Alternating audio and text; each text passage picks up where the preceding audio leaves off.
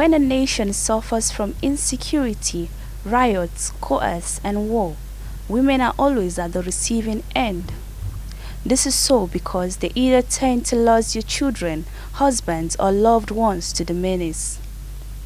This is indeed a great concern and utmost interest of every well-meaning Nigerian woman.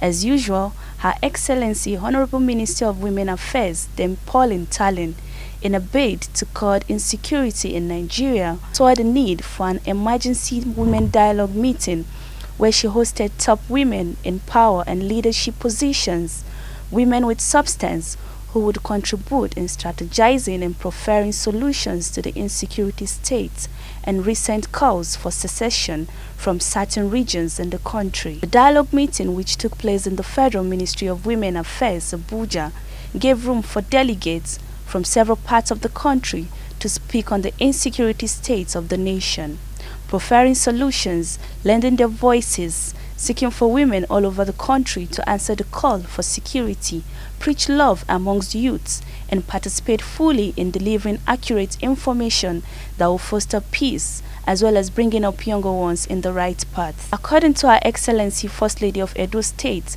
Betty Obaseki, there is need for women to take up leadership positions in their respective homes to see to the proper upbringing of their children, who eventually are leaders of tomorrow. Speaking further, she called for the indulgence of women to proffer solutions and recommend a wider national dialogue on how to tackle the insecurity faced in Nigeria. She also showed displeasure towards the removal of history as a course of study in secondary institutions, as this act alone had left younger youths behind in terms of knowing the peaceful coexistence that existed amongst Nigerians in the past. She thereby recommended that parents should educate their children on cultural heritage, values, and encourage their spirit of patriotism. First and foremost, because Nigeria's population as it stands today, it's 70% young. 70% of our population comprises young people from under the age of 35. So you won't find middle-aged people in these insurgent groups and groups of bandits and armed robbers and kidnappers. They're always young men. So it's our duty to raise our children, to keep an eye on them, to keep a tab on them, to do what we must do at home to make sure we don't breed children who are vulnerable and who are violence-prone, menace-prone. It's our duty when we find that these children, and when I say us, it's every woman in Nigeria, talking to every one of us from the top to the illiterate woman in the village, that when you see your children following bad guys, beginning to exhibit bad, dangerous character and behavior, it's a duty to begin to, call that child to order. Coming from the representative of the First Lady, Dr. Mrs. Mairo Almakura, there is need for all Nigerians to put away sentiment and differences and see to the reforming of the security system of Nigeria, thereby calling on women to beacon to the call of patriotism and delegate on peace in rebirthing of a new Nigeria. Our neighbors used to be our parents, and they scold us, they can even flog us when we do anything wrong. But unfortunately these days you dare not do that. So for me, I think parents, we have lots of work to do. We should start from the home front. Teach our children what culture, like Mrs. Obaseki said, we have to go back to the basics. Culture is the key. If we train our children and let them be online to respect culture, I think we're doing 50% of our problem is now. Because even in schools now, we are not schooling a child. The parents will come and harass you about the teacher. Some parents go to their exam slapping the teacher because and the child was born to do something very, very wrong, and they are not correcting. So these are things that I think mothers, for me, I think mothers will have to do. Former president of the Nigerian Association of Women Journalists, Mrs. Mojima Konjola, spoke earnestly about the need for Nigerians to eradicate the total use of hate speech or speaking towards hate and call of war. Nigerian women must speak out and support the Ministry of Women Affairs to fight against the menace. Nigerian women, we cannot be part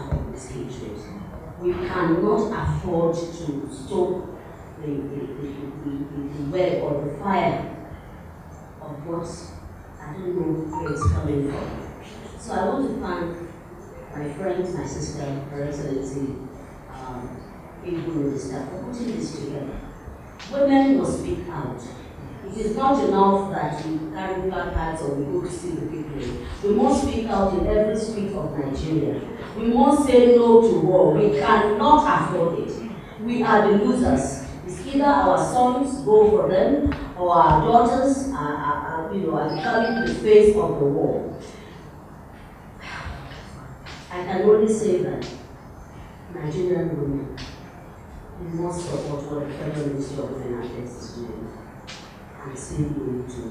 The Minister of Women Affairs, Paul Themb Talin, while delivering her speech, spoke against the call for war, division and clamor for secession. According to her, Nigerian women should partner and help form coalition of concerned mothers to help foster peace from the family level to the national level. She thereby encouraged women to stand by the leaders on security matters. She finally quoted, "Nigerian women demand equality, where children, women, girls, and sons of the nation should be allowed to live freely without fear of losing loved ones." In countries where it was ravaged by war, countries like Rwanda, Liberia, it is women that made the difference. And when women step into any situation, there must be calm because of the milk of motherhood in us. The purpose of our creation cannot be thwarted.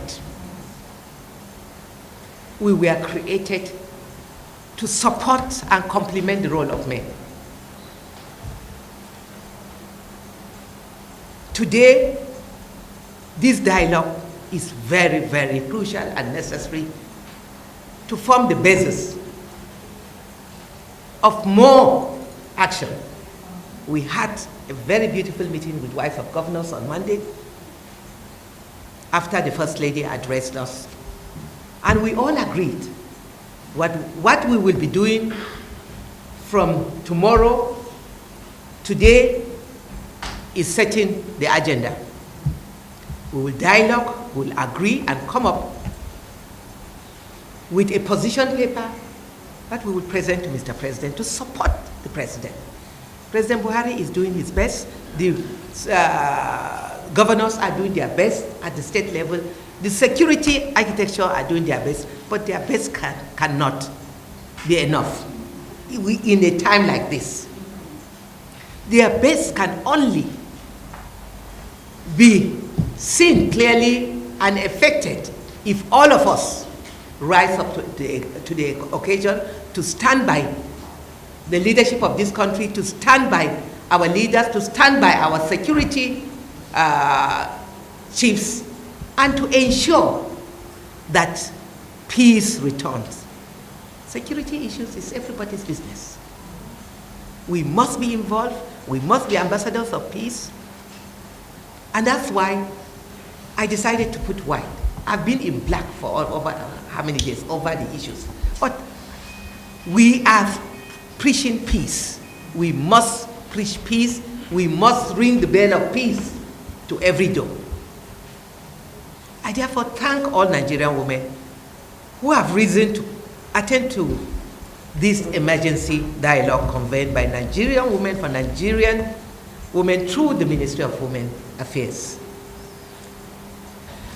This dialogue is a clarion call for us as women and concerned mothers to take our rightful place in redefining our engagement in addressing peace in our communities and in Nigeria at large. As the spat of insecurity increases day by day, we see and we hear the increasing rate at which lives are lost daily. In view of the sad occurrences of the past that have engulfed our dear, beloved country, with activities of mindless individuals abducting our children from school, including women and children, the young and old, I'm heartbroken and weeping bitterly as a Nigerian mother and I sympathize with all affected families. We are in solidarity with them. As a mother, I feel the pain, and I commiserate with every woman who has lost a child, a husband, or a loved one. To every Nigerian woman who has lost her source of livelihood while trying to save her life and ensuring her children are safe, we are with you. Zainab Ahmed, Voicetv, Nigeria.